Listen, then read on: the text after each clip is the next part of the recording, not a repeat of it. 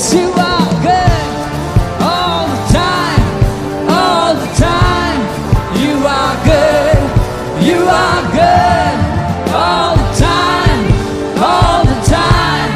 You are good, sing. You are good all the time, all the time.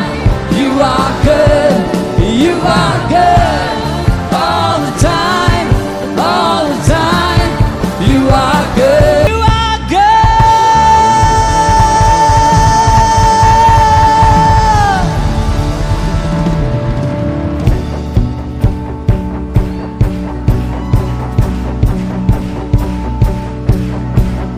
सूखी हड्डियों जी उठो यीशु के नाम में, सूखी हड्डियों जी उठो यीशु के नाम में, सूखी हड्डियों जी उठो यीशु के नाम में, सूखी हड्डियों जी उठो यीशु, सूखी हड्डियों जी उठो यीशु के नाम में, सूखी हड्डियों जी उठो यीशु के नाम।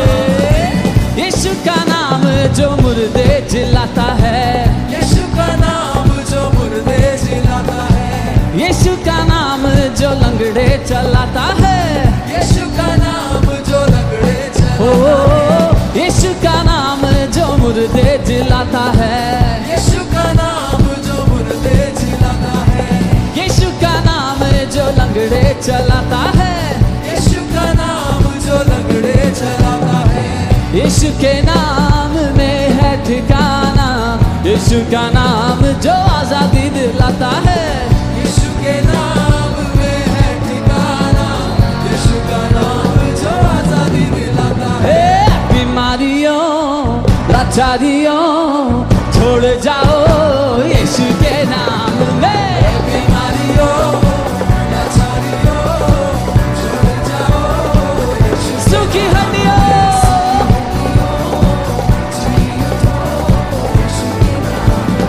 सूखी हड्डियों जी उठो यीशु के नाम में, सूखी हड्डियों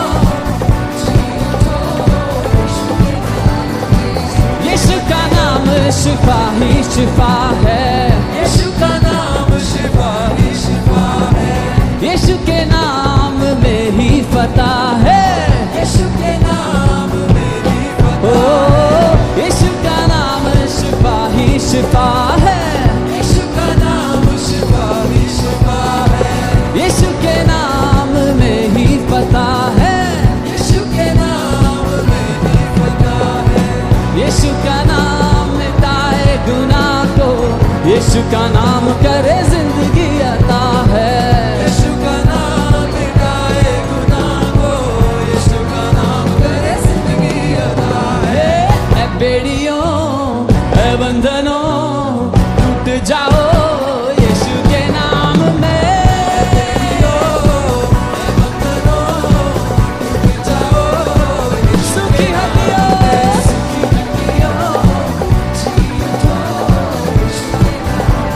सूखी हड्डियों सूखी हड्डियों सूखी हड्डियों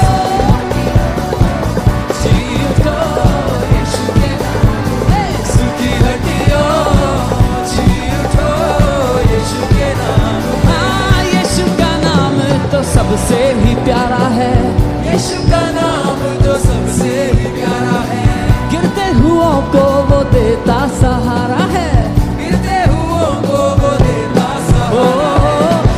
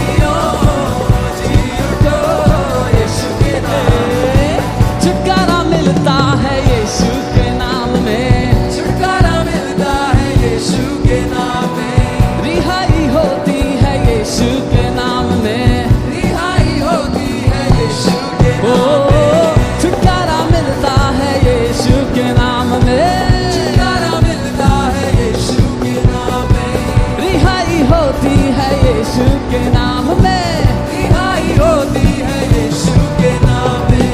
नशा से भरते हैं यीशु के नाम में, काम भी होते हैं यीशु के नाम में।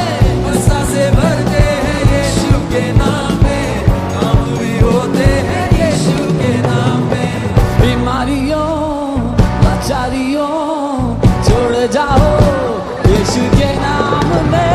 बीमारियों लाचारियों छोड़ जाओ यीशु के नाम सुखी हड्डियों जी उठो यीशु के नाम में। सुखी हड्डियों जी उठो यीशु सुखी हड्डियों सुखी हड्डियों जी उठो यीशु के नाम में। सुखी हड्डियों जी उठो सुखी हड्डियों सुखी हड्डियों जी उठो यीशु के नाम में। सुखी हड्डियों जी उठो यीशु के नाम में। सुखी हड्डियों जी उठो यीशु के नाम में। सुखी हड्डियों जी उठो सुखी हड्डियों सुखी हड्डियों जी उठो यीशु के नाम। सुखी हड्डियों जी उठो यीशु के नाम में।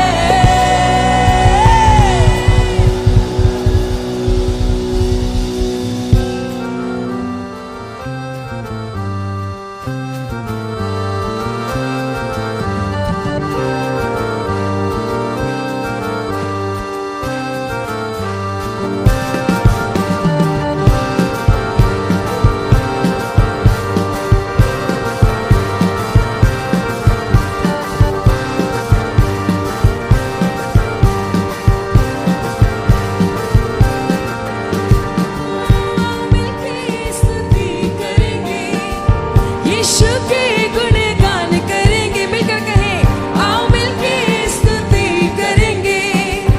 यीशु के गुणगान करेंगे, कहें वो ही राजा वो मसीहा मेरे जीवन का सहारा।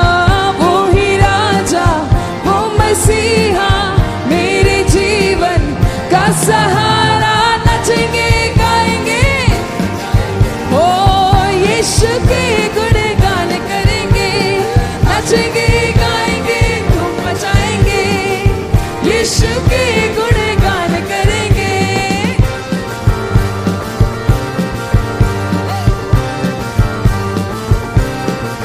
ताली बजाकर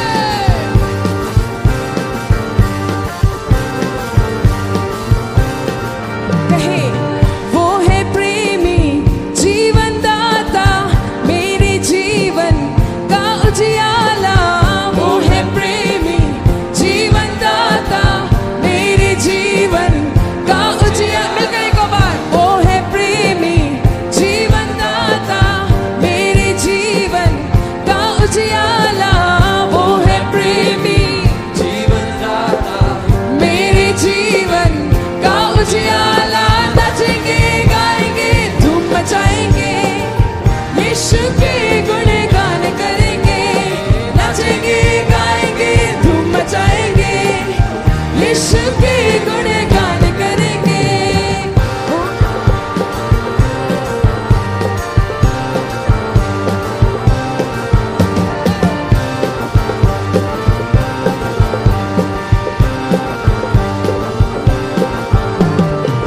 वो ही मार्ग सत्य जीवन मेरे जीवन का खुदावन। वो ही मार्ग सत्य जीवन मेरे जीवन का एक बार वो ही मार्ग सत्य जीवन मेरे जीवन का खुदावन। वो ही मार्ग सत्य जीवन मेरे जीवन का खुदावन। नचेंगे गाएंगे धूम मचाएंगे। यीशु के गुणगान करेंगे, नचेंगे गाएंगे धूम मचाएंगे।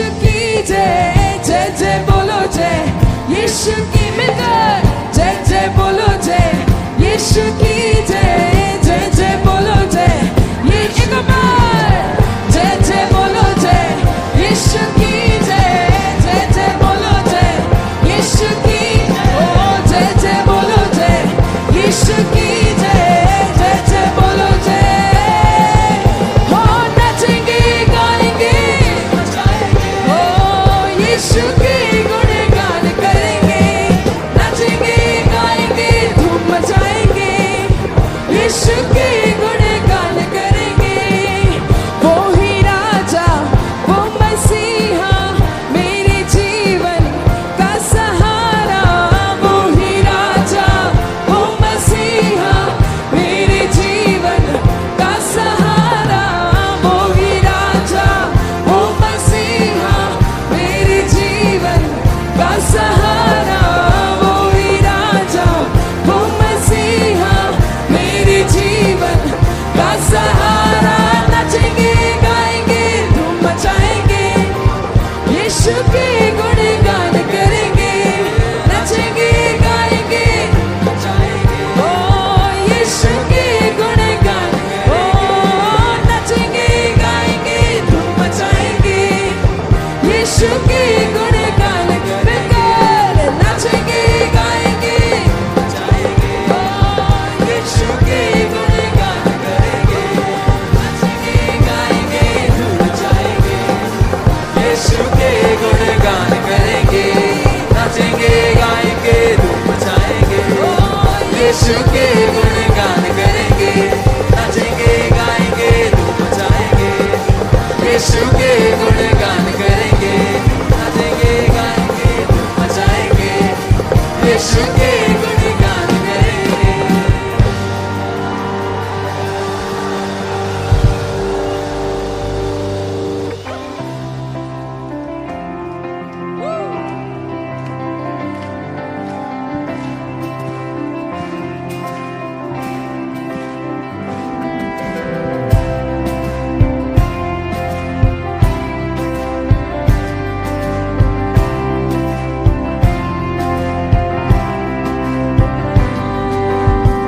यीशु मिल गया मुझको यीशु मिल गया यीशु मिल गया मुझको यीशु मिल गया तो जीवन में सब कुछ मिला तो जीवन में सब कुछ मिला हाँ यीशु मिल गया मुझको यीशु मिल गया यीशु मिल गया मुझको तो जीवन में सब कुछ मिला तो जीवन में सब कुछ मिला भटक रहा था मैं अंधेरी राह पर तन्हा अकेला जाता किधर ओ भटक रहा था मैं अंधेरी राह पर तन्हा अकेला जाता किधर लेकिन खोजते मुझको यीशु चलाया खोजते मुझको यीशु चलाया और जीवन में सब कुछ मिला ओ और जीवन में सब कुछ मिला हो यीशु मिल गया मुझको यीशु मिल गया यीशु मिल गया मुझको तो जीवन में सब कुछ मिला ओ तो जीवन में सब कुछ मिला सूली पे ले लिया पापों को मेरे जान दे दी बदले जान के मेरे ओ सूली पे ले लिया पापों को मेरे जान दे दी बदले जान के मेरे ओ तोड़ सारे बंधन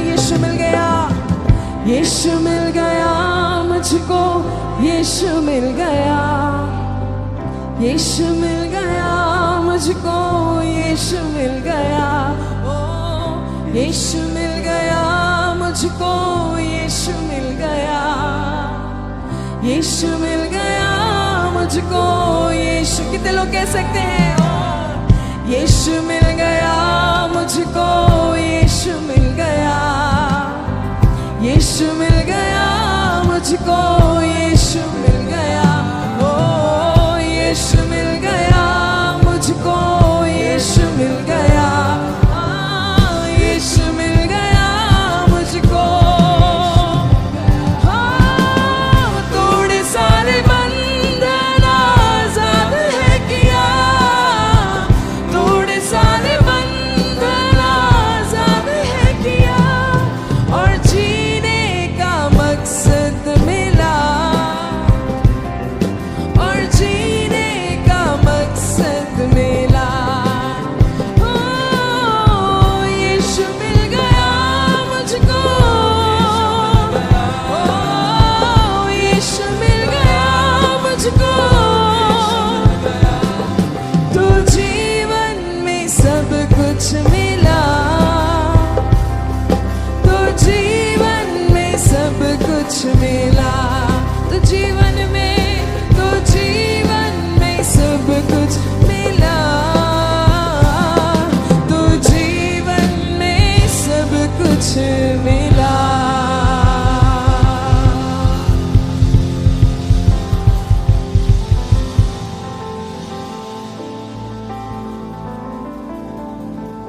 जीवन मिलिया आशीष ठहरी ठहरी वे बरकत आई है खुदा।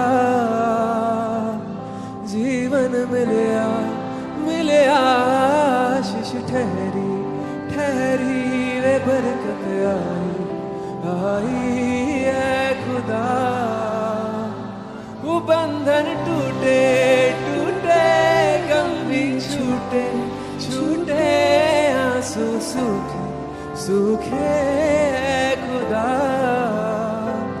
वो बंधन टूटे टूटे, गम भी छूटे छूटे, आंसू सूखे सूखे खुदा। जीवन मिलिया आशीष ठहरी ठहरी वे बरकत आई है खुदा। जीवन मिलिया आशीष ठहरी ठहरी वे बरकत आई है खुदा। मेरी ढाल वो बन जादा, ख्याल रखदा हर पल दा। वो मेरी ढाल वो बन जादा, ख्याल रखदा हर पल दा। वो मेरे सुख सुख दा सांझी, मेरे नाल नाल चलदा। मेरे सुख सुख दा सांझी, मेरे नाल नाल चलदा।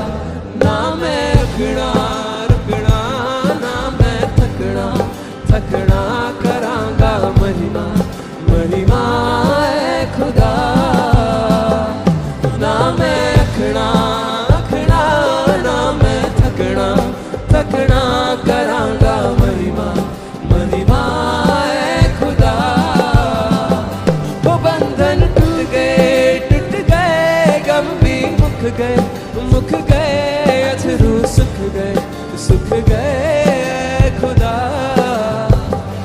बंधन टूट गए गम भी मुक गए अथरू सुख गए खुदा।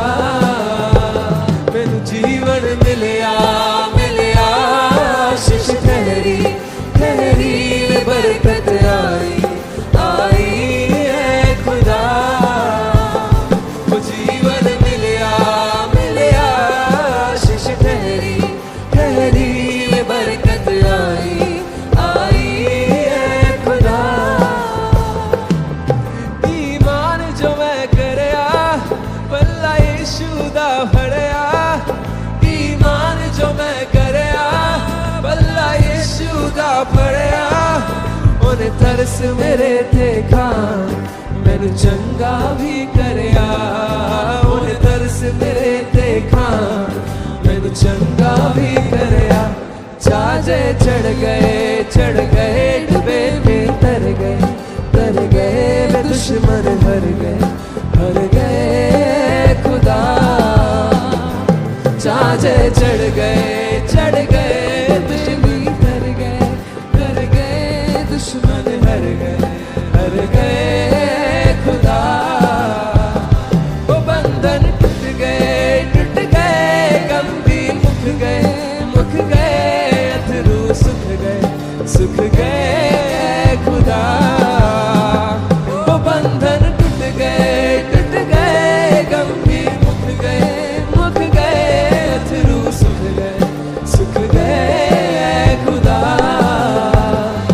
जीवन मिलया आशीष ठहरी वे बरकत आई है खुदा वो जीवन मिलया आशीष ठहरी वे बरकत आई है खुदा इस जीवन का दरिया विच चाहता तरना इस जीवन का दरिया विच चाहता तरना मेरे जेह पुत्र दा यीशु ने पढ़िया मेरे जेह पुत्र दा यीशु ने पढ़िया ना कोई लभया ना कोई होना तेरे जेहा सोना है खुदा यीशुआ ना कोई लभया ना कोई होना तेरे जेहा सोना है खुदा वो बंधन टूट गए गम भी मुक गए अथरू सुख गए खुदा वो बंधन टूट गए गम भी मुक गए अथरू सुख गए खुदा जीवन मिलया आशीष ठहरी वे बरकत आई है खुदा वो जीवन मिलया आशीष ठहरी वे बरकत आई है खुदा जीवन मिलया आशीष ठहरी वे बरकत आई है खुदा वो जीवन मिलया आशीष ठहरी वे बरकत आई है खुदा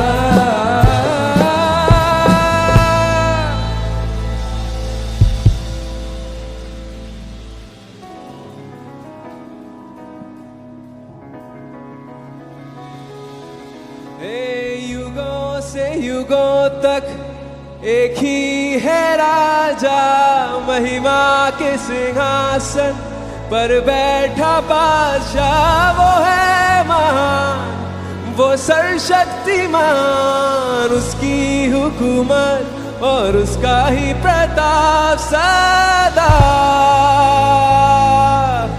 राजा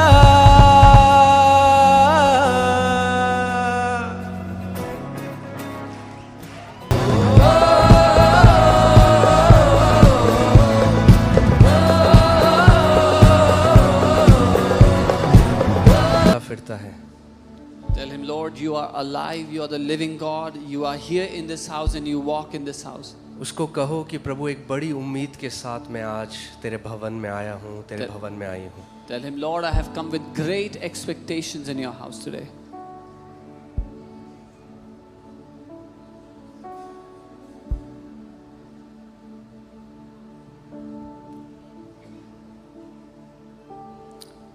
परमेश्वर पिता, मैं ये प्रार्थना करता हूँ कि एक भी व्यक्ति जो यहाँ पर उम्मीद के साथ आया है वो निराश होकर वापस नहीं जाएगा, यीशु के नाम में. Heavenly Father, I pray that each and every person that has come here, not even one would be disappointed from what they are expecting you to do.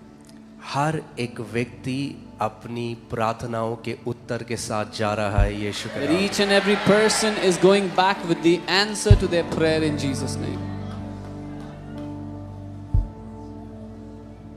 तेरा वचन कहता है कि जो मनुष्य के लिए असंभव है वो परमेश्वर के लिए संभव है। Your word says that which is impossible for man is possible for God. हम आपकी स्तुति करते हैं, We praise. हम आपकी आराधना करते हैं, हम We आपके worship नाम को उठाते हैं We परमेश्वर। lift up your name, Lord. आज का वचन प्रभु जिस भी भूमि में बोया जाए वो 100 गुना फल लेकर आए।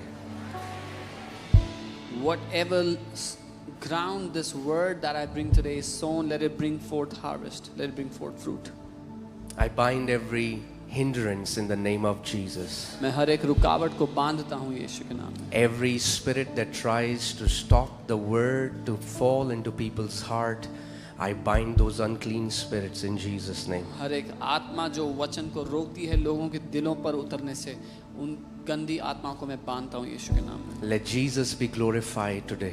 यीशु की महिमा होने पाए आज In Jesus' name. यीशु के नाम में। Amen. आमेन। आप सब लोग बैठ सकते हैं। You all can be seated.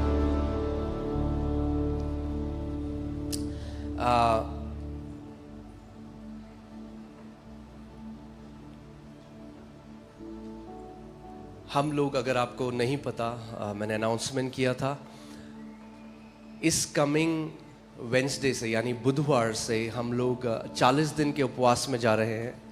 From the coming Wednesday, we are going to 40 days fast.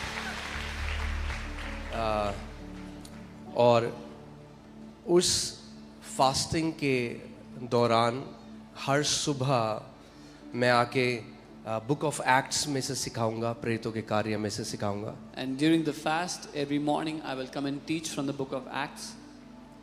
और बहुत मज़ा आने वाला है। And we are going to really enjoy this. Amen. पिछली बार अगर आपको याद है, जब हमने 21 दिन की फास्टिंग प्रेयर करी थी, तब मैंने इफिसियों की पुस्तक से, बुक ऑफ एफिशियंस से सिखाने की कोशिश करी थी। If you remember, the last time we fasted 21 days, I tried teaching from the book of Ephesians. और एक आयत में कई बारी 1 घंटा हमें लगा। And one verse took us an hour almost. मगर मैं सोच रहा था कि अगर उस तरीके से मैं अगर एक्ट सिखाऊंगा तो शायद 10 साल लगेंगे। And I was thinking, if we teach the book of Acts like that, it will take 10 years maybe. क्योंकि एक चैप्टर में, कई चैप्टर्स में 60 वर्सेस हैं। Because there are 60 verses in a chapter, for example. सो मुझे हर रोज एक चैप्टर हम लोग करेंगे फिनिश प्रभु के ग्रेस से। So by the grace of God, we will finish one chapter in a day. इसका मतलब मुझे थोड़ा जल्दी करना पड़ेगा, उतना डिटेल में मैं आपको नहीं ले जा सकता। That means I'll have to do it a bit faster. I'll not take you into that depth. आमेन। मगर आपको प्यार हो जाएगा परमेश्वर के वचन से। But you will fall in love with the word of God. आमेन। और ये जो स्टडी है, ये एक टोन सेट करेगी आज की कलीसिया के लिए। And this study will set the tone for today's church. Okay. और रात को 9 बजे से 10:30 बजे तक हम प्रार्थना करेंगे साथ में। From 9 to 10:30 at night, we will pray together. और अगर सुबह चैप्टर ख़त्म नहीं हुआ तो फिर रात को ख़त्म करेंगे। And if the chapter isn't over in the morning, we'll finish it at night.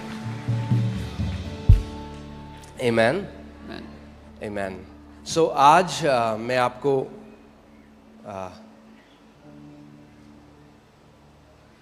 I believe जो आज हम वचन सीखेंगे उससे एक स्पीड आप अपने जीवन में देखेंगे। I believe the word we're going to learn today, you're going to see a speed in your life because of it. प्रभु यीशु मसीह ने मत्ती 6 अध्याय में 3 चीज़ों के बारे में मेनली सिखाया।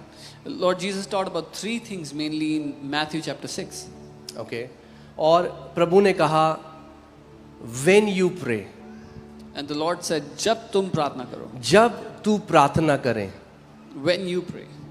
ये नहीं कहा अगर तू प्रार्थना करे, He didn't say if you pray, ये कहा जब तू प्रार्थना करे। but he said when you pray. That means Jesus expects his people that they would be praying people. इसका मतलब यीशु अपने लोगों से ये उम्मीद करते हैं कि उसके लोग प्रार्थना करने वाले लोग हैं।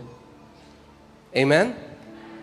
प्रार्थना करना केवल जो परमेश्वर के सेवक हैं केवल उनका नहीं, मगर हर एक उस व्यक्ति का जो मसीह में है, ये आपका लाइफस्टाइल होना चाहिए, आपकी जीवन शैली होनी चाहिए। Prayer is not just meant for those who serve God or servants of God, but for each and every believer, prayer should be a lifestyle. Amen.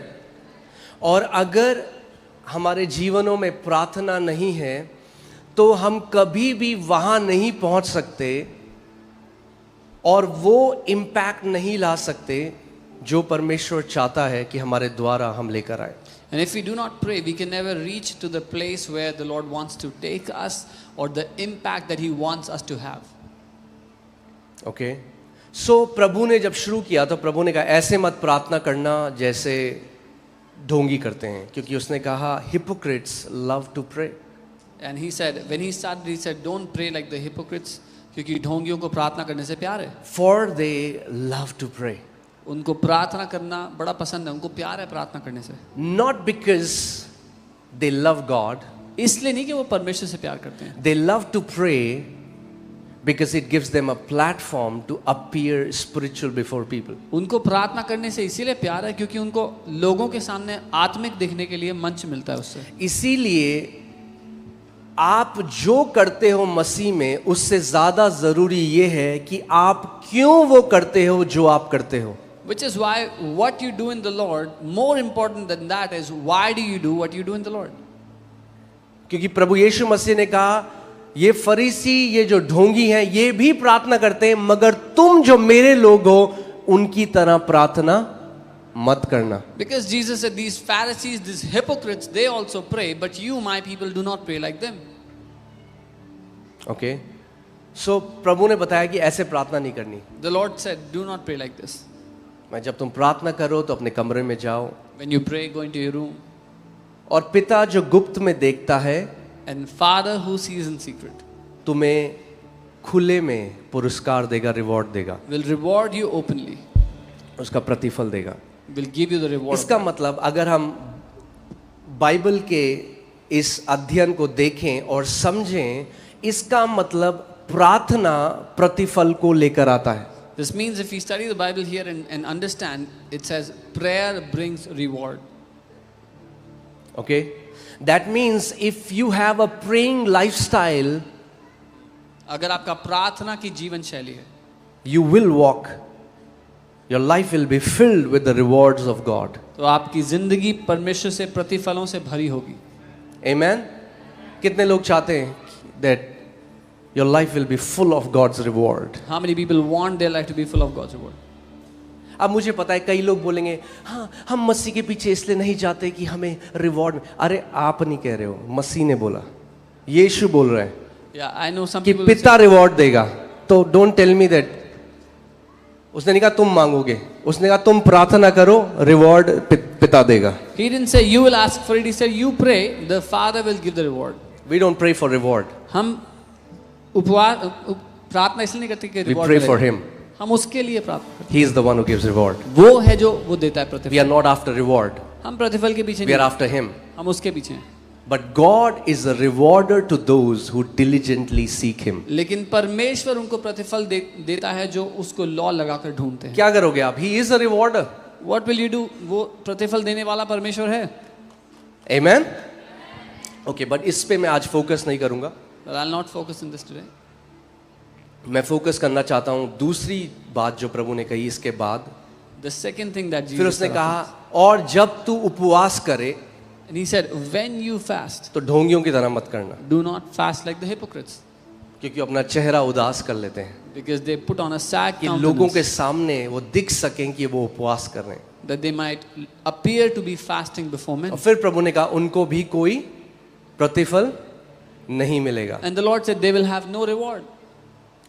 तीसरा उसने कहा कि जब तू दान करे, जब तू दे। Third, he said, when you give. So say this, PFG,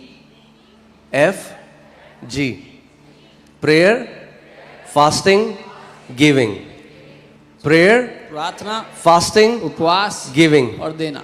These can be three powerful weapons if you know how to yield them. ये 3 शक्तिशाली हथियार हो सकते हैं अगर आप इसको कैसे इस्तेमाल करना सीख गए. ओके और इन तीनों की एक बहुत अगर एक विश्वासी के जीवन में ये तीनों चीज नहीं है, If these 3 things are not in the life of a believer, आप वो मिस करोगे जहां परमेश्वर आपको ले जाना चाहता है. you will miss where God wants to take you. सो इसका मतलब वैसे ही जीसस ने कहा when you fast, when you pray, when you give. इसका मतलब यीशु मसीह ये मानते हैं कि मेरे लोग प्रार्थना करने वाले, उपवास करने वाले और उदारता से देने वाले होंगे. Jesus said, जब तुम प्रार्थना करते हो, जब तुम उपवास करते हो, जब तुम देते हो. So Jesus expects that my people are the people who pray, fast and give. He didn't say if you pray. उसने ये नहीं कहा अगर तुम प्रार्थना करो. He said when you pray. उसने कहा जब तुम प्रार्थना He didn't say if you fast. करो. उसने नहीं कहा अगर तुम उपवास करो. He said when you fast. उसने कहा जब तुम उपवास करो. He didn't say if you give. उसने ये नहीं कहा अगर तुम दो. He said when you give. उसने कहा जब तुम दो. अगर इन 3 चाबियों को आप सीख गए अपने जीवन में अप्लाई करना, और ये केवल एक इवेंट ना हो मगर लाइफस्टाइल हो जाए आपकी, तो आपकी बढ़ोतरी को कोई रोक नहीं सकता यीशु के नाम में. If you learn these 3 keys and they become your lifestyle, no one can stop your growth in life. Okay so आज मैं ज्यादा ध्यान फास्टिंग पे देना चाहता हूँ because I want to set the tone for the coming 40-day fasting. I want to give more attention to fasting क्योंकि आने वाले 40 दिनों के लिए मैं टोन सेट करना चाहता हूँ. ओके कि आप उसका महत्व समझो. That you understand the significance of it. इससे पहले कि हम सीखें उपवास क्या है, पहले ये सीखते हैं उपवास क्या नहीं है, क्योंकि ऐसे यीशु ने भी सिखाया. उसने कहा जब तुम प्रार्थना करो तो ऐसे मत करना. सो अब मैं आपको बताता हूँ पहले उपवास ऐसे मत करना, फिर हम देखेंगे कैसे करना है, मगर पहले सीखते हैं ऐसे मत करना. So before we learn what is fast, let us learn how not to fast, just as Jesus taught us. Okay, if you're writing, you can write it down. Fasting is not to bend God's will under our will. उपवास परमेश्वर की इच्छा को हमारी इच्छा के अधीन झुकाने के लिए नहीं है. परमेश्वर पिता, मैं एक लड़के को पसंद करती हूँ. Oh, Father God, I like a boy. वो मसीह में नहीं है. He is not in the Lord. मगर इस 40 दिन की उपवास प्रार्थना के बाद But after these 40 days of fasting and prayer, मैं मरोड़ के परमेश्वर की बाह मरोड़ दूंगी मैं. I will twist God's arm. No, that's a wrong kind of fast. नहीं, ये गलत तरीके का उपवास है. You don't fast to bend God's will. आप परमेश्वर की इच्छा को मरोड़ने के लिए उपवास नहीं करते हो. प्रभु यीशु मसीह ने हमें सिखाया, उसने कहा इस तरीके से प्रार्थना करो, Let your kingdom come on earth. Let your will be done. Your kingdom come, your will be done. Not my kingdom come, my will be done. Okay? प्रभु यीशु ने Say सिखाया, this after me. Let your kingdom come, आपका राज्य आए, your will be done. आपकी इच्छा पूरी हो. The biggest hindrance to God's kingdom is my kingdom. सबसे बड़ी जो रुकावट परमेश्वर के राज्य के लिए है वो मेरा खुद का राज्य है. Okay? So, fasting क्या है? परमेश्वर की इच्छा को मरोड़ना नहीं है. Fasting is not bending the will of God. Fasting is not a bargain. ये मोल भाव करना नहीं है. क्योंकि मैंने उपवास किया, Because I fasted, प्रभु तुझे देना पड़ेगा. God you have to give. God doesn't owe you anything. परमेश्वर आपके लिए किसी भी बात के लिए कर्जदार नहीं है. God doesn't owe you anything. परमेश्वर आपके किसी भी बात का कर्जदार नहीं है. Don't try to bargain with him because you remain hungry for some days. उससे मोल भाव मत करो कि क्योंकि कुछ दिन आप भूखे रहते. और मैं इसको ये कैसे कहता हूँ, उपवास सौदा. परमेश्वर पड़ोसी को बोलो उपवास सौदा नहीं है. Fasting is not a deal. कई लोग कहते हैं हमने तो उपवास किया, परमेश्वर ने कुछ नहीं किया हमारे लिए. Some people say we fasted, God did nothing for us. तो क्यों करा वे? And why did you fast? आप मतलब ही नहीं समझे फास्टिंग का. You did not understand fasting at all. आपको लगा ये आत्मिक कुछ भी पाने की कुंजी. अलादीन का चिराग नहीं है उपवास करना. Fasting is not Aladdin's genie. हाँ, वो स्पिरिचुअली विश पूरी करने के लिए नहीं करते हम उपवास, कि जो मैं मांगूंगा वो मुझे मिल जाएगा। तपस्या नहीं है We don't fast so that whatever I want I will get. कि यीशु मसीह आपके सामने प्रकट हो लगे, बोल तुझे क्या चाहिए। Jesus will not appear before you saying, ask what you want. नहीं, फास्टिंग ये है कि हम घुटनों में आके बोलें, पिता तुझे क्या चाहिए। Fasting is that we come to our knees and say, Father, what do you want? Fasting is not God appearing before you and saying, what do you want? Fasting is you appearing before God and saying, God, what do you want from my life? उपवास ये नहीं कि पिता आपके सामने आ जा और कहे क्या चाहिए, लेकिन उपवास ये है कि आप पिता के सामने आ जाओ और कहे, पिता आपको मेरे जीवन से क्या चाहिए। Fasting is when I bend my will to come under the will of the Father. उपवास है जब मैं अपनी इच्छा को झुका देता हूँ, पिता की इच्छा के अधीन कर देता हूँ। उपवास परमेश्वर की इच्छा को नहीं मोड़ता, उपवास मेरी इच्छा को मोड़कर परमेश्वर की इच्छा के अधीन लेकर आता है। Fasting does not bend God's will under mine, but fasting bends my will under God's will. Okay, ठीक है, समझ रहे हैं हम लोग क्यों हम उपवास करते हैं? क्यों लोग हैं सालों से उपवास कर रहे हैं, उनके जीवन में कोई फल नहीं है उसका। There are people fasting for years, they have no fruit of it in their life. मैं आज आपको एक ऐसा उपवास बताना चाह रहा हूं जो सच में आपके जीवन में एक परिवर्तन को लेकर आएगा। I want to tell you a fast that will truly bring transformation in your life. Okay, write it down on the point. Fasting does not earn God's love. उपवास परमेश्वर के प्रेम को नहीं खरीद सकता। यानी जो 40 दिन उपवास करता है, परमेश्वर उससे ज्यादा प्यार नहीं करेगा उससे जो केवल 2 दिन करता है या 1 दिन करता है। He who fasts 40 days is not more loved by God than him who fasts for 1 or 2 days. Okay? You cannot earn God's love by fasting. आप परमेश्वर का प्यार कमा नहीं सकते उपवास करके, क्योंकि रोमियो 5:8 में लिखा है, जब हम पापी ही थे तब परमेश्वर ने उस दशा में हमसे प्रेम किया। Romans 5:8 says even when we were sinners God loved us. Okay, so देखिए मैं आपको एक चीज बताता हूं और ध्यान से इस बात को सुनना। हम एक इस ऐसे जेनरेशन में जी रहे हैं जहाँ पे हो सकता है हर कोई एक सिंफुल हर कोई व्यभिचार कर रहा है, ये नहीं है सच, हाँ, या हर कोई शराब पी रहा है, ऐसा नहीं है। But everybody is distracted. Distraction is the new sin of this generation. हम एक ऐसी पीढ़ी में जहाँ हर कोई, not everybody is committing adultery और अदर सिंस, बट हर कोई डिस्ट्रैक्टेड है। डिस्ट्रैक्शन आज का नया पाप है। We are distracted. हर कोई डिस्ट्रैक्टेड है। आप फोन उठाओ, फोन खोलो, अभी आप स्विट्जरलैंड में हो, अभी आप अमेरिका में हो, अभी आप कहीं हो। Pick up your phone, you open your phone, now you're in Switzerland, America, wherever. Because we are too distracted, क्योंकि हम इतने ज़्यादा distracted हैं, discipline seems like a bondage. इसलिए अनुशासन एक बंधन जैसा लगता है। इसीलिए जो नई पीढ़ी है वो कहती है परमेश्वर हमसे प्यार करता है, अब हमें कुछ मत बोलो करने के लिए, वो हमसे He loves me the way I am. So the new generation says, जैसा मैं हूँ प्रभु मुझसे वैसे प्यार करता है, don't tell me to do anything. जैसा तू है परमेश्वर तुझसे वैसा प्यार करता है, मूर्ख, इसलिए तुझे वैसे नहीं रख छोड़ेगा जैसा तू है, तुझे अपने प्रेम से बदल देगा, अपने स्वरूप में, अपनी महिमा में, अपने अनुसार। Because God loves you the way you are, which is why He will not leave you the way you are, but He will transform you by His love, by His glory. Yes, He loves you the way you are. हाँ, जैसे आप हो वो आपसे प्यार करता है। But He will not leave you the way you are. पर आपको वैसा ही नहीं छोड़ देगा वो। Okay? So, when जब नई पीढ़ी परमेश्वर के प्रेम के, परमेश्वर के अनुग्रह के वचन को सुनती है कई बारी, तो वो उसको एक डॉक्ट्रिन की तरह देखती है। When the new generation sees the love of God, or the grace of God, they see it like a doctrine. तो वो कहते हैं कि अब तो प्रभु मुझसे प्यार करता है, They say now मैं God जो भी loves करूं me. प्रभु मुझसे प्यार करता है। No matter what I do, God loves me. Yes, प्रभु आपको ठुकराएगा नहीं, मगर क्या आपने वचन में पढ़ा है कि आप पवित्र आत्मा को शोकित कर सकते हो. You can grieve the Holy Spirit. Yes, God will not reject you, but have you read in the Word that you can grieve the Holy Spirit?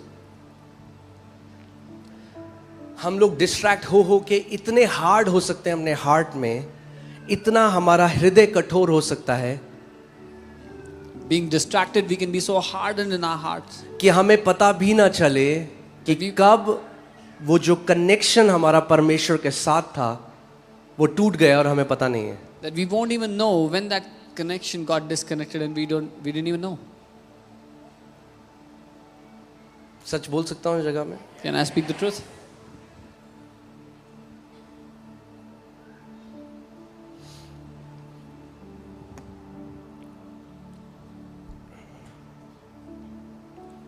आप कुछ भी ऐसा नहीं कर सकते कि परमेश्वर आपसे ज्यादा प्यार करे या आपसे कम प्यार करे. You can do nothing to make God love you more or to make God love you less. ध्यान से सुनो. But hear carefully. आप जरूर ऐसा कुछ कर सकते हो कि आप परमेश्वर से ज्यादा प्यार करो और आप परमेश्वर से कम प्यार करो. You can surely do some things that will make you love God more or they will make you love God less. वो तो अनचेंजिंग है, वो बदलता नहीं है, उसका प्रेम हमारे साथ एक. मगर हम जिस प्रेम से वापस उससे प्रेम करते हैं वो ऊपर और नीचे जा सकता है अगर हम संवेदनशील नहीं हैं कि हम कैसा जीवन जी रहे हैं. He is unchanging. His love towards us does not change. But if we are not sensitive, how we love Him can change. यीशु मसीह ने दृष्टांत में बताया धन का लालच. अगर 24 घंटे पैसे के बारे में सोचते हो और आपका जीवन इसी में है, शुरू इसी से होता है, इसी से खत्म हो जाता है कि और अमीर कैसे हो और पैसा कैसे हो, चिंता. बाइबल कहती है वचन जो बीज गया भी अंदर, धन का लालच और चिंताएं जीवन की, ये ऐसे झाड़ियां थी जिन्होंने क्या किया, वचन को चोक कर दिया. Jesus said in a parable that the lust for money, the love for money, if you wake up and you think about how you can get more money, if you consume with that thought, or the worries of life, even when the word came, the love for money and worries for life, choke that word. Okay? यानी परमेश्वर का वचन तभी आपके जीवन में फल लाएगा जब आपके हृदय का एटीट्यूड सही है. That means the word of God will only bring fruit in your life when the attitude of your heart is right. चलो मैं जल्दी जल्दी आगे चलता हूँ क्योंकि बहुत कुछ मैं चाहता हूँ कि आज हम कुछ स्क्रिप्चर्स को देखेंगे. हम वचन सीखने वाले लोग हैं, आमेन.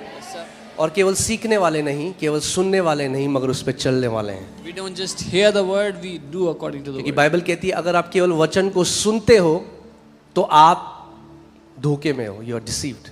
Bible says if you only hear the word but do not do it, आप धोखे में हो. तीसरा पॉइंट है fasting is surrender not a demand.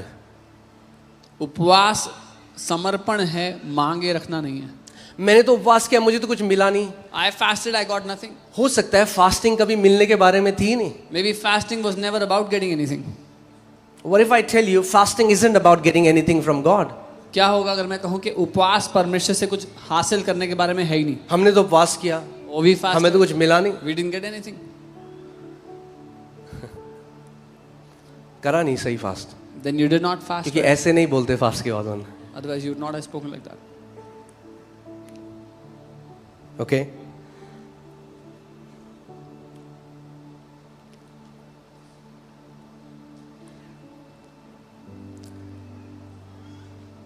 Fasting is not a religious show. ये एक धार्मिक शो नहीं है. Fasting is not about impressing anyone or proving that you are somebody in the spirit. किसी को इम्प्रेस करने के लिए, ये साबित करने के लिए नहीं है कि आप कुछ हो आत्मा में. Or last, fasting does not change God. Fasting changes us. और आखिरी, उपवास परमेश्वर को नहीं बदलता, उपवास हमें बदलता है. कितने लोग यहाँ पर ऐसे हैं जो कहते हैं हाँ मुझे अभी मसीह के डील डॉल में और बढ़ना है और बदलना है, तो अपना हाथ उठाओ. How many people here will say that I have to still grow in the stature in the height of Christ? How many people realize I have still wrong attitudes, I still worry so much, I still get afraid, I still get entangled in distractions? Then we need a lot of change. कितने लोग ये जानते हैं मैं अभी भी गलत चिंता करता हूँ, गलत विचारों में जाता हूँ, और हम सबको उससे बदलने की आवश्यकता है। अगर कोई ऐसा है जो कहता है नहीं मुझे कोई बदलने की जरूरत नहीं, ये फिर वचन आपके लिए नहीं है। If anyone says they do not have any need to change, then this word is not for you. अगर आप कहते हैं मैं बिल्कुल वहां पे हूं जहां पे मुझे होना चाहिए, If you say तो ये वचन आपके लिए नहीं है। लास्ट में जब आराधना हो रही होगी एक गीत आपके लिए भी गाएंगे। if you say I have arrived where I'm supposed to arrive, then this word is not for you. At the मगर end बाकी जो सब कहते हैं कि हाँ मुझे अभी मसीह के डील डॉल में और बढ़ना है, तो ये वचन हम सबके लिए है। But for everyone else who says I have to grow in the stature of Christ, then this word is for all of you. Okay मुझे प्रभु के एक बात बहुत पसंद है प्रभु यीशु मसीह की, और वो ये है कि उसको कोई बहुत भारी भरकम स्पिरिचुअल लिंगों का इस्तेमाल नहीं किया उसने किसी को इंप्रेस करने के लिए कि मैं बहुत आत्मिक हूं। I love one thing about the Lord Jesus. He did not use heavy dictionary words to impress anyone that I'm very spiritual. Because he had no need to impress anyone. उसको कोई चाहत नहीं थी किसी को impress करने की। और प्रभु के साथ चलते हुए इतने सालों में मैंने एक चीज सीखी है, And so the many years, most powerful spiritual truths are the most simple truths. and so many years walking with the Lord, I have learned that सबसे शक्तिशाली जो सत्य हैं राज्य में वो सबसे आसान सत्य हैं। और लूका 14 आयत में प्रभु यीशु मसीह कुछ सिखा रहे, तो मैं जल्दी से आपको पढ़ के बताता हूँ। वो किसी घर में आमंत्रित था, और जब वो उस घर में गया तो उसने देखा सारे लोग क्या देख रहे हैं, सबसे अच्छी कुर्सी, He was invited सबसे to a अच्छी house. जगह। He was invited to a house, and when he went, he saw everybody is looking for the best chair. जब उसने देखा कि आमंत्रित लोग कैसे मुख्य जगह चुन लेते हैं, तो एक दृष्टांत देकर उनसे कहा। So when he saw how people choose the best places, the best chairs for themselves, he said in a parable. जब कोई तुझे विवाह में बुलाए तो मुख्य जगह में ना बैठना। When you are invited by anyone to a wedding, do not sit down in the best place. कलेश की मेन कारण The main reason for all the fights. हमें पुछियानी। कहीं ऐसा ना हो कि उसने तुझसे भी किसी बड़े को न्योता किया हो।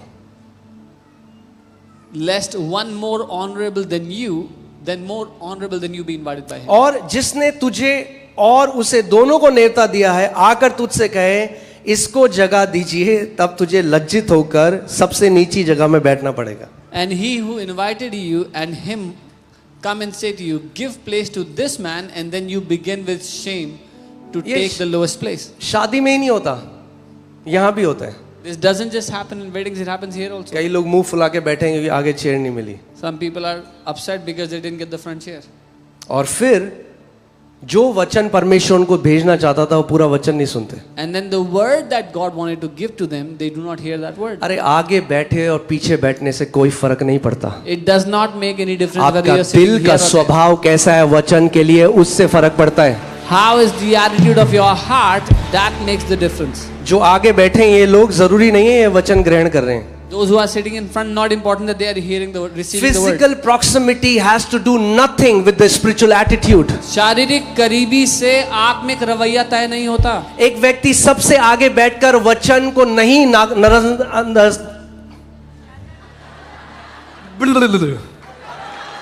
नजरअंदाज कर सकता है, मगर एक व्यक्ति आखिरी कुर्सी पर बैठ के सबसे ज्यादा ग्रहण करके घर जा सकता है। A person sitting on the first chair can be ignoring the word, but a person sitting on the last chair may be receiving the entire word. So जब आप आते हैं आपका क्या आप ज्यादा इस पर ध्यान देते हैं कि मेरी कुर्सी कहां है, या इस बात पे ध्यान देते हैं कि मेरे मन का एटीट्यूड क्या है जब वचन का प्रचार होता है? So when you come to the house of God, what are you more concerned about? Where is my chair, or how is my attitude, that how will I receive the word today? क्योंकि मैं आपको बता रहा हूं कई ऐसे लोग हैं जो आज तक एफएलजे कलीसिया में नहीं आए और हजारों किलोमीटर दूर बैठकर आज इतना फल रहे हैं क्योंकि आदर के साथ और नम्रता के साथ वचन को ग्रहण करते हैं। Because I'm telling you, there are so many people sitting thousands of kilometers away from this building, but they are receiving the word with so much honor, and their life is filled with fruits. Okay,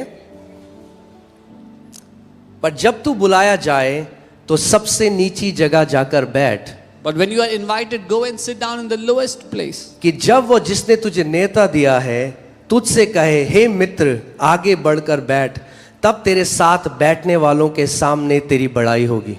So that when he who invited you comes, he may say to you, friend, go up higher, then you will have glory in the presence of those who sit at the table with you.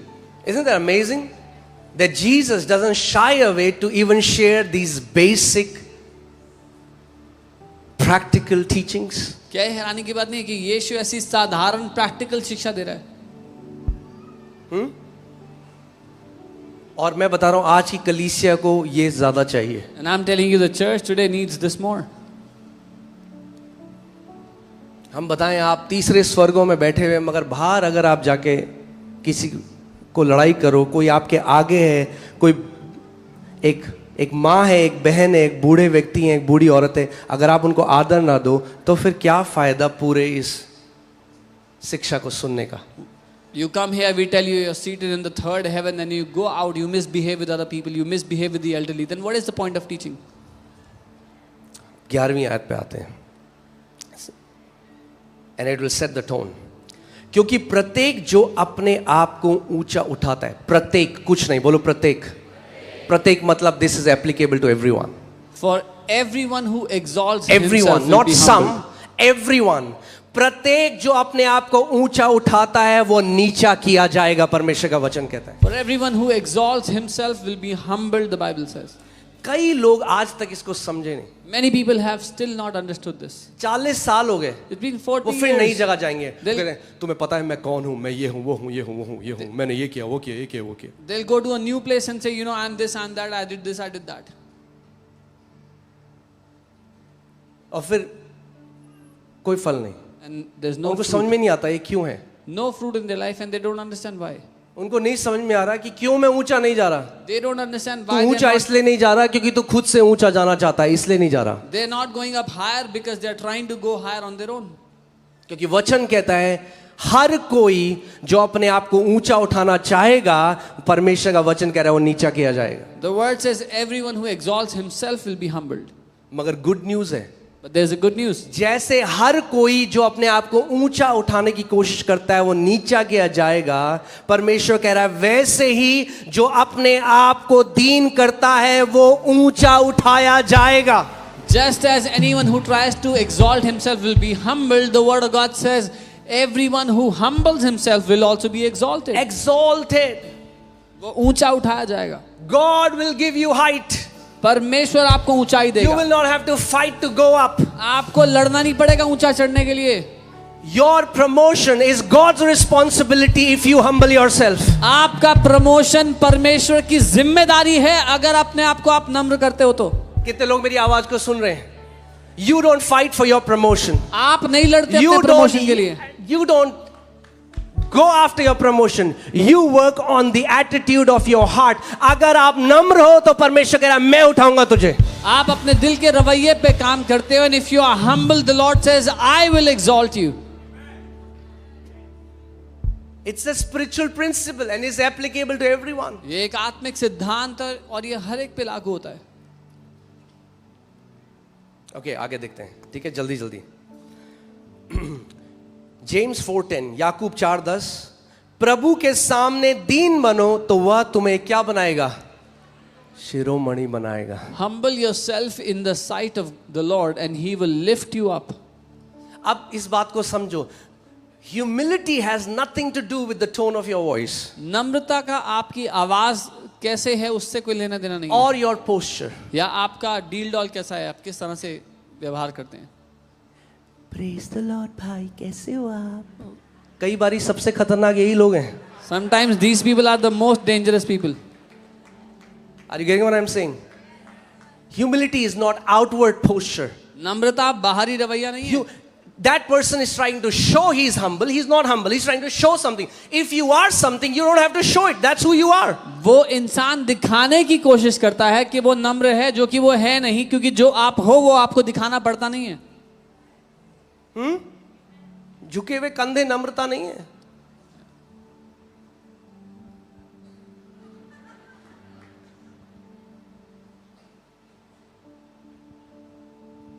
Okay?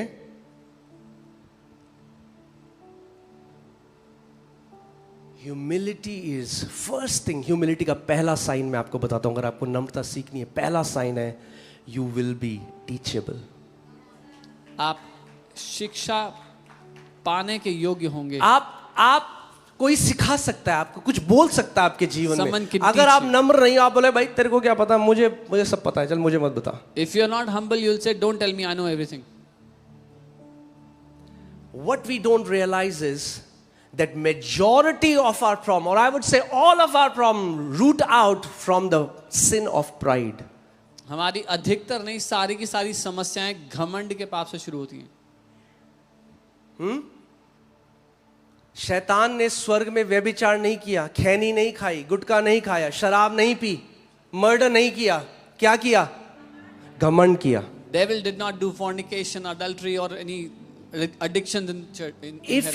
If you focus, sin became the father of all. Pride became the father of all sins. अगर आप ध्यान दोगे तो घमंड सारे पापों का पिता बन गया. और घमंड की एक बात क्या है, कोई शराब पी रहा है ना, उसको पता है वो शराबी है. The thing with pride is if someone is drinking alcohol, they know they are drinking सबको alcohol. पता है ये शराबी है. Everybody knows he's an alcoholic. कोई व्यभिचार में, उसको पता है व्यभिचारी है. Someone's in adultery, they But know. pride is so deceptive घमंड इतना धोखे वाला है. कि अगर हमारे जीवन में आएगा आपको पता भी नहीं चलेगा. If it comes in our life, we will not even know it. Now hear this. सुनिए, English Bible says humble yourself. अपने आप को कई लोग नम्र प्रार्थना करो. करते हैं, हो प्रभु मुझे हम्बल कर प्रभु. Some people pray, "Lord, make me humble." बहुत खतरनाक प्रार्थना है, मत करना ये प्रार्थना. Very dangerous prayer. Don't do खुद this कर लो prayer. अपने आप को हम्बल, वो बहुत अच्छा है प्रभु को बोलने के बजाय. It's better you humble yourself instead of telling the Lord to humble you. For some people, कुछ लोगों के लिए humility comes through humiliation. नम्रता बेइज्जती के द्वारा आती है. That's why the Bible says, humble yourself This is before what- God. The Bible doesn't say God will humble you. It's your response. The attitude of your heart is your responsibility. आपके दिल का जो रवैया है वो आपकी जिम्मेदारी है. इसलिए बाइबल कहती है खुद को नम्र करो. मेरे पीछे बोलो, मेरा हृदय मेरी जिम्मेदारी है. Say, my heart, my responsibility. Okay? So, Bible कहीं नहीं कहती God will humble us, but Bible बार बार हमें कहती है अपने आप को नम्र कर परमेश्वर के सामने. The Bible doesn't say परमेश्वर हमें नम्र करेगा, लेकिन but it keeps saying you humble yourself. पहला पत्रस 5:6. इसीलिए परमेश्वर के बलवंत हाथ के नीचे दीनता से रहो, जिससे वो तुम्हें उचित समय पर बढ़ाए. Therefore humble yourself under the mighty hand of God that he may exalt you in due time. यानी ध्यान से सुनो, Hear carefully. एक्सॉल्टेशन हर किसी के लिए है, ऊंचा उठाया जाना. हर Exaltation is for विश्वासी के everyone. लिए. मगर प्रॉब्लम ये है कि वो परमेश्वर के हाथ के नीचे टाइम से पहले नहीं बने रहते, बाहर आ जाते हैं. Exaltation is for every believer, but the problem is they don't stay under the hand of God, they come out of it. You know, अभी हम लोग कुछ एक परमेश्वर के जन आए थे, हम लोग साथ में बैठ के बात कर रहे थे. मैं कहता इस जनरेशन की दिक्कत क्या है पता है आपको? यहाँ इस जनरेशन की प्रॉब्लम क्या है? Everybody is a teacher today and nobody wants to learn. Social media है तो हर कोई सिखाने वाला है, मगर सीखना कोई नहीं चाहता. इस पीढ़ी की समस्या ये है, हर कोई everybody wants to teach, nobody wants to learn. और आजकल आपको कुछ भी सिखाना है, आप इंटरनेट में जाओ, कुछ भी चीज सीखो और बोल दो, मगर उस सिखाने में कोई जीवन नहीं होगा, क्योंकि वो थ्योरी है, उसमें कोई रियलिटी नहीं है. And today you want to teach anything, go to the internet and find something out and you can teach it, but that teaching will not have power because it doesn't have substance. मगर वही लोग जिनका परमेश्वर के साथ रिश्ता है, जब वो उसको सिखाते हैं तो उसमें जीवन और आत्मा दोनों होता है. But when those people who have a relationship with God teach the same thing, it has life because they have substance of it. Now hear this. I'm going to say something, and the Bible says knowledge puffs us up. Yeah, that means knowledge brings pride. Bible कहती है ज्ञान घमंडी बना देता है हमें. If knowledge brings pride, and which kind of knowledge? अगर ज्ञान घमंडी बनाता है, किस तरह का ज्ञान? Knowledge that didn't come to you through relationship. वो ज्ञान जो रिश्ते के जरिए आपके पास नहीं आया. कितने लोग मेरी बात को सुन रहे हैं? ध्यान से सुनना what I'm about to say. If knowledge brings pride, then knowledge is a curse. अगर ज्ञान घमंडी बनाता है तो फिर ज्ञान श्राप है. Solomon said in Ecclesiastes, when my knowledge increased, my misery increased. Suleman लिखता है जब मेरा ज्ञान बढ़ गया मेरे दुख बढ़ गए. मैं एक वर्शिपर से मिला, तो एक नहीं बहुतों से मिला हूं, क्योंकि उनको इतना ज्ञान है गिटार में कैसी कॉर्ड होनी चाहिए, कौन से नोट्स होने चाहिए. अब वो आराधना नहीं कर सकते. अब वो पूरे टाइम के दिमाग, अरे ये इसने गलत नोट, क्या बजा रहा है. तो जब आराधना करनी, क्योंकि ज्ञान इतना आ गया कि नोट्स कैसे बजने चाहिए, अब आराधना नहीं कर सकता वो. अब उसे हर जगह दिख रहा है, यहाँ पे ये गलत नोट बजा, वहां पे वो गलत नोट बजा. Many worshippers, because they are so skilled now, they are not able to worship God if someone is not playing according to them. क्योंकि जब ज्ञान बढ़ता है तो कहीं ना कहीं क्या होता है, हम लोग क्या बन जाते हैं, न्यायी बन जाते हैं. When knowledge increases, we take the seat of a judge. That's why the Bible says the earthly knowledge is demonic and it is self-seeking. दुनियावी ज्ञान शैतानी है, खुद की इच्छा रखता है. But the wisdom that comes from above is humble, produce humility. जब परमेश्वर से ज्ञान आएगा ना तो और नम्र वो आपको बना देगा. When wisdom comes from God, it will make you more humble. Okay? Hallelujah. So,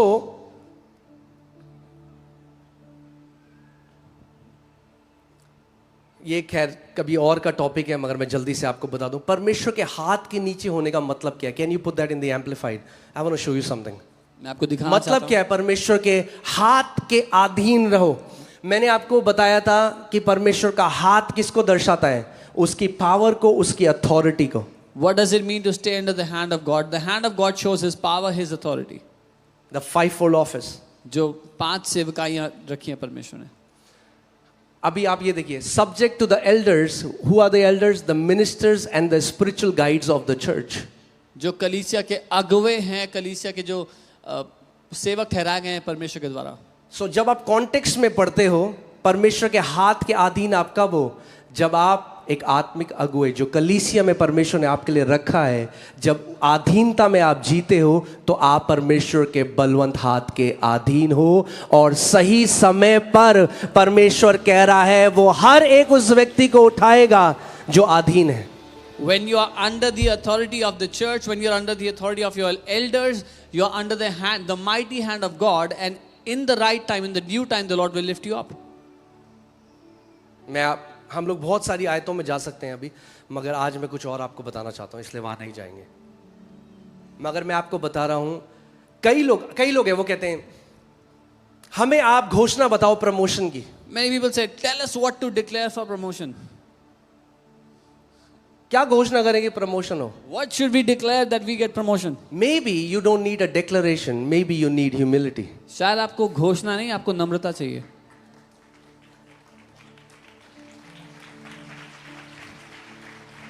Because he who humbles himself, it's a definite thing that is going to happen. जो अपने आप को नम्र करेगा, परमेश्वर उसको ऊंचा उठाएगा. Whoever humbles himself, the Lord will exalt them. So अगर कोई व्यक्ति है 40 साल हो गए, 50 साल हो गए, वचन भी पढ़ते हैं, प्रार्थना भी करते हैं, कलीसिया भी जा रहे हैं, कोई बढ़ोतरी नहीं देख रहे जीवन में, तो शायद एक सवाल अपने आप से पूछना जरूरी है कि प्रभु कहीं मैंने घमंड को जगह तो नहीं दी अपने हृदय में. So if someone has been going to the church, everything they're doing, reading the word, praying 40 years, 50 years, but they're not seeing exaltation, there's a question you have to ask. Have I given pride any place in my heart? क्यों pride बहुत खतरनाक है आप जानते हैं? Why is pride so dangerous, you know? क्योंकि Bible कहती है God resists the proud, not even devil. Devil is already resisting you. Now can you imagine if God starts resisting you? Bible कहती है परमेश्वर घमंडी का विरोध करता है. शैतान तो कर ही रहा था, लेकिन क्या आप कल्पना कर सकते हैं अगर परमेश्वर किसी का विरोध करने लग जाए? Pride is too costly. घमंड बहुत महंगा है.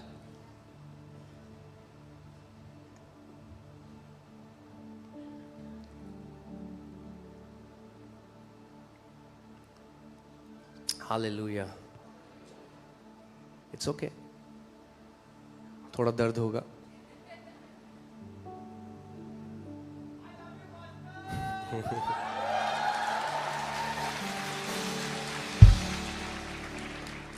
जब सर्जरी होती है तो मुझे लग रहा है थोड़ा एनेस्थीसिया दे रहा है परमेश्वर अभी। इसके बाद जो काटना छाटना है वो भी होगा। आमीन। ओके, सो अगर घमंड पतन का कारण है और नम्रता बढ़ने का कारण है, तो जो भी चीज मुझे नम्र बनाती है वो एक ब्लेसिंग है। If pride causes fall and humility causes exaltation, then whatsoever makes me humble is a blessing. और बाइबल में अगर हम देखें, एक शॉर्ट थिंग है, एक ऐसी चीज है जो हमें नम्र बनाती है, ठीक है? And if we see in the Bible, there's a short thing that makes us humble. Psalm 35 verses 13, भजन 35 उसका 13। यहाँ पे डेविड कहता है, I humbled myself with fasting. मैंने उपवास के द्वारा खुद को नम्र किया। I humbled myself. मैंने अपने आप को नम्र किया। He didn't say God humbled me. उसने ये नहीं कहा परमेश्वर ने मुझे नम्र किया। With fasting. मैंने अपने आप को नम्र किया उपवास के द्वारा। Your body hates fasting, आपके शरीर को नफरत है उपवास करने से, but it is beautiful. लेकिन ये खूबसूरत है। Okay? And I want you to pay attention. इसका हिंदी में बिल्कुल सही अनुवाद नहीं है और बहुत और भी जगह मैं आपको इसका आत्मिक अनुवाद देता हूँ। And my prayer would return to my own heart. और मेरी प्रार्थना का फल मेरी गोद में लौट आया। Now, every translation says that my prayer didn't work, it came back. Now that can be one of the interpretation. हर एक अनुवाद, कई अनुवाद में लिखा कि मेरी प्रार्थना ने काम नहीं करा, वापस आ गया। मगर एक बहुत इंपॉर्टेंट चीज जो मैं आपको बता रहा हूँ, But a very important thing I'm telling you. One thing, एक चीज हमें रियलाइज भी नहीं होता, प्रभु के साथ चलते चलते कुछ समय बाद हमारी लाइफ में एक चीज आती है जिसको कहते हैं आत्मिक ठहराव या spiritual stagnation. After some time, there's a spiritual stagnation that comes into people's lives and we don't even realize it. यानी हम आगे बढ़ना हमने रुक दिया, हम पीछे भी नहीं जा रहे, मगर एक जगह आप खड़े हैं, सालों हो गए, ऐसा लगता है जीवन अटक गया है आत्मिक रीति से। कभी किसी ने फील किया ऐसा? So we stop moving forward. We are not going back, but we are not moving forward either. We are stuck in a place. ऐसा लगता है कि अटक गए एक जगह में। As if we are stuck. अब जो ग्रोथ हो रही थी, जैसे हम मसीह में बढ़ रहे थे, अब वैसा बढ़ नहीं रहे, एक जगह में अटक गए हैं। The kind of growth we were seeing in Christ, now we are not seeing that. It seems like we are stuck in a place.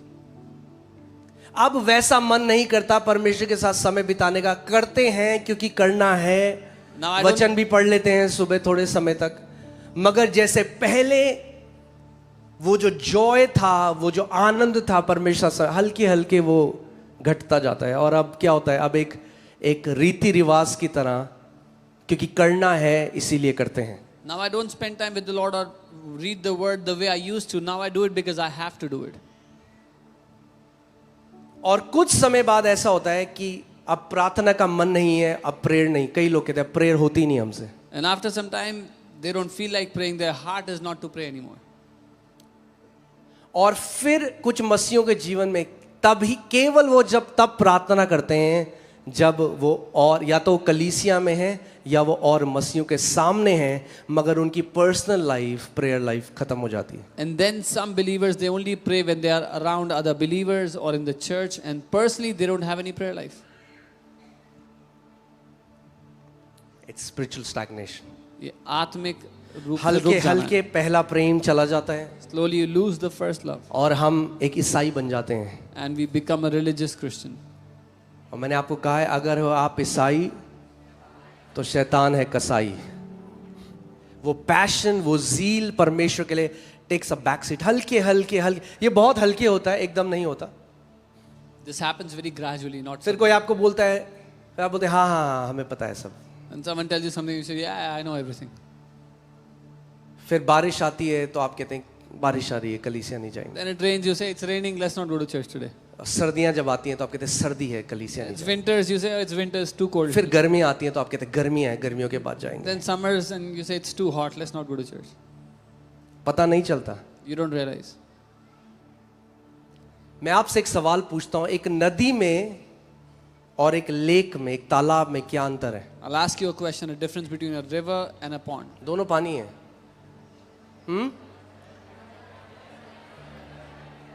हाँ बिल्कुल। नदी क्योंकि चल रही है, पानी बह रहा है, इसीलिए उसमें जीवित जल है। तालाब क्योंकि पानी एक जगह में अटक गया है, इसीलिए उसमें काई जम जाती है, उसमें मच्छर होने लग जाते हैं, उसमें बदबू आने लग जाती है।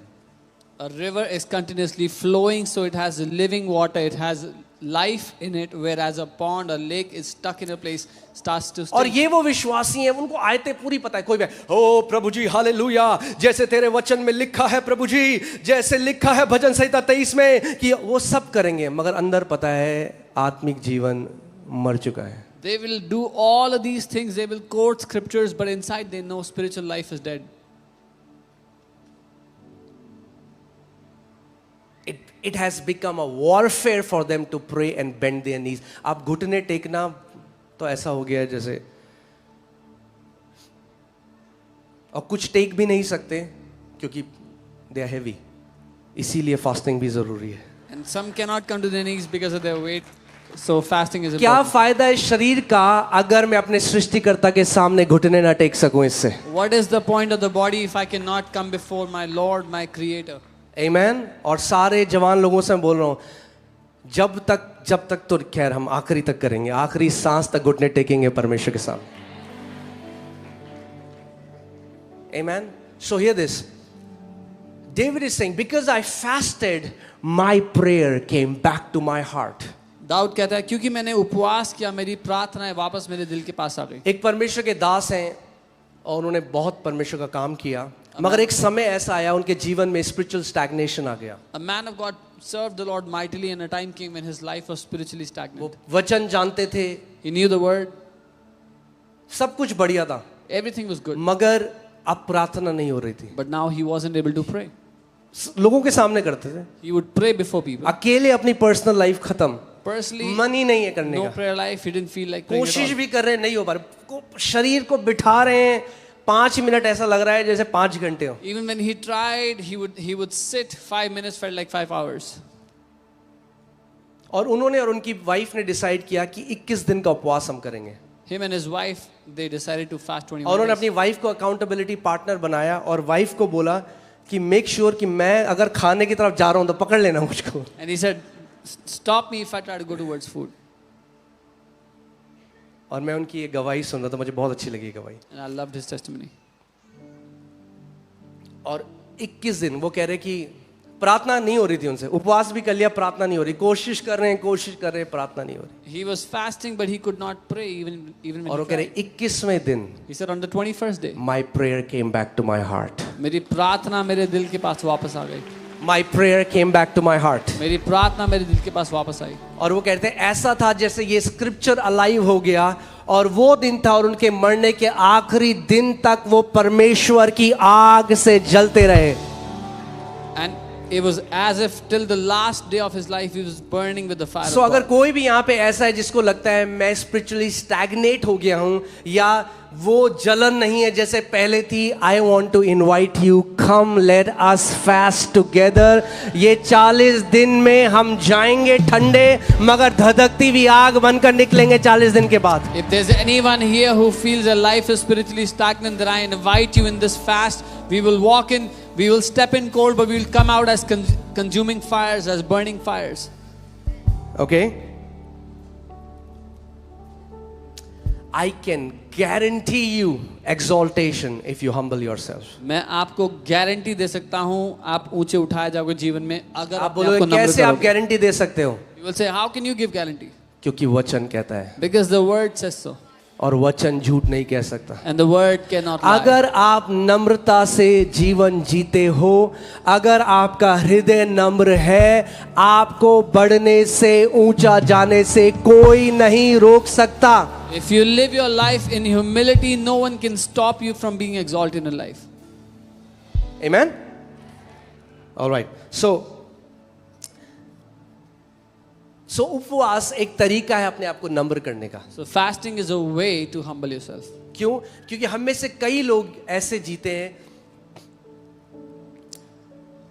जैसा मुझे जीना है वैसा मैं जीऊंगा, जब मैं जो करना चाहे वो करूंगा, मुझे कोई नहीं रोक सकता. Because many of us live our life in a way, I will live the way I want to live, I will do whatever I want to do and no one can stop me. कई पति तो कलेश कर देते हैं, अगर वो छोले जब उन्हें चाहिए थे, उनकी बीवी ने छोले नहीं बनाए उस रात को, तो कलेश हो गया घर पे. Some husbands would fight with their wife if they did not make what they asked to be given to.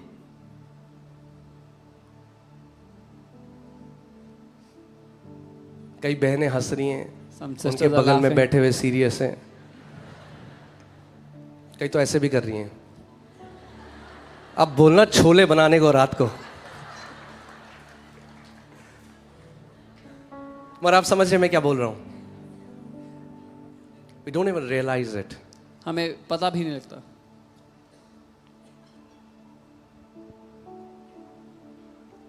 और आप मेहनत कर रहे हो, ओवर टाइम कर रहे हो. अरे ओवर टाइम करने को किसने कहा आपको? And you're doing परमेश्वर ने कहा ओवर टाइम करेगा तो ऊपर जाएगा. अरे वो दुनिया का तरीका है. उसने कहा मेरे राज्य में तू नम्र कर, मैं तुझे उठाऊंगा. It's the world that does overtime to be promoted, but in His kingdom He says, "You humble yourself, and I will promote you. I will exalt you." इसका मतलब अगर नम्रता एग्जॉल्टेशन लेके आती है, इसका मतलब मुझे अपने एरिया में और हम सबको अपने हृदय में देखना है क्या वो चीजें हैं जो रोकती हैं मुझे नम्र बनने से. क्या वो चीजें हैं जो मेरे अंदर घमंड को लेके आती हैं, और हमारा काम ये है उनको हटाना. क्योंकि प्रभु ने क्या कहा, वो नहीं करेगा, आप करोगे.